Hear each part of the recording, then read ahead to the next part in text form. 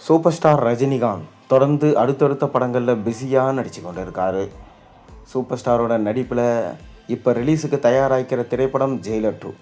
இந்த ஜெயிலர் 2 படத்தை நெல்சன் எடுத்திருக்காரு. சன் பிக்சர்ஸ் பிரம்மாண்டமாக ப்ரொடக்ஷன்ஸ் பண்ணியிருக்காங்க. அனிருத் மியூசிக் பண்ணியிருக்காரு.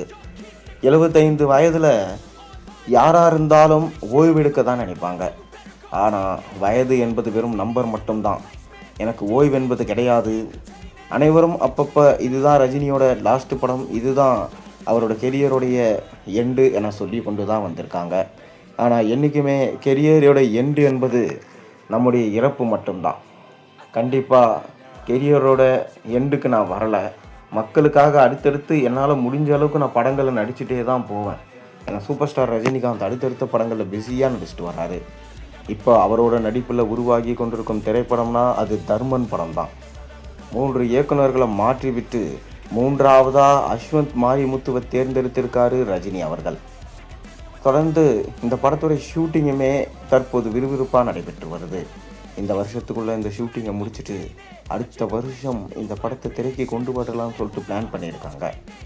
மேலும் இந்த படத்துடைய ஃபஸ்ட்டு சிங்கிள் சாங் குறித்து ஒரு சின்ன அப்டேட் கிடச்சிருக்கு. அண்மையில் தான் இந்த படத்துடைய ஷூட்டிங்கையும் ஸ்டார்ட் பண்ணாங்க. முதல்ல ஃபஸ்ட்டு சிங்கிள் சாங் தான் எடுத்திருக்காங்களாம். ரஜினி அவர்கள் காரில் வர மாதிரியும் கார்லேருந்து இறங்கி நடந்து வந்து திரும்பி டான்ஸ் ஆடுற மாதிரி ஷாட் வச்சுருக்கிறாங்களாம். இந்த ஷாட்டில் ரஜினி பக்காவாக நடிச்சிருக்காரு. இயக்குனருமே தன்னை மெய் மறந்து ரஜினி ரசிகரனாகவே கைத்தட்டி என்ஜாய் பண்ணியிருக்கிறாரு. இதை பார்த்த பொதுமக்களும் அங்கிருந்த கேமரா யூனிட்டுகளும் விசில் அடித்து ஆரவாரம் பண்ணியிருக்கிறாங்க.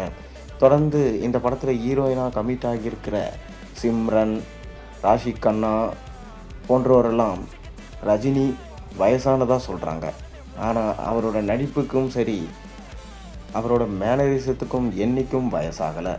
எனக்கு ரஜினியை பார்க்கும்போது ரொம்பவே பொறாமையாக இருக்குது. இந்த வயசுலேயும் அவரால் இப்படி நடிக்க முடியுது. சில பேர் வயசானதுக்கப்புறம் ஃபீல்ட் அவுட் ஆகிடுவாங்க. ஆனால் ரஜினிக்கு ஃபீல்டும் கிடையாது, அவுட்டும் கிடையாது. ஏன்னா ரஜினி தான் இந்த ஃபீல்டே. தொடர்ந்து கமல்ஹாசனுடைய ப்ரொடக்ஷனில் ராஜ்கமல் பேனரில் சூப்பர் ஸ்டார் ரஜினிகாந்த் நடிக்கிறார்னா கண்டிப்பாக அந்த படம் 1000 கோடிக்கு மேலே கலெக்ஷன் பண்ணும் என்று எதிர்பார்க்கப்படுது.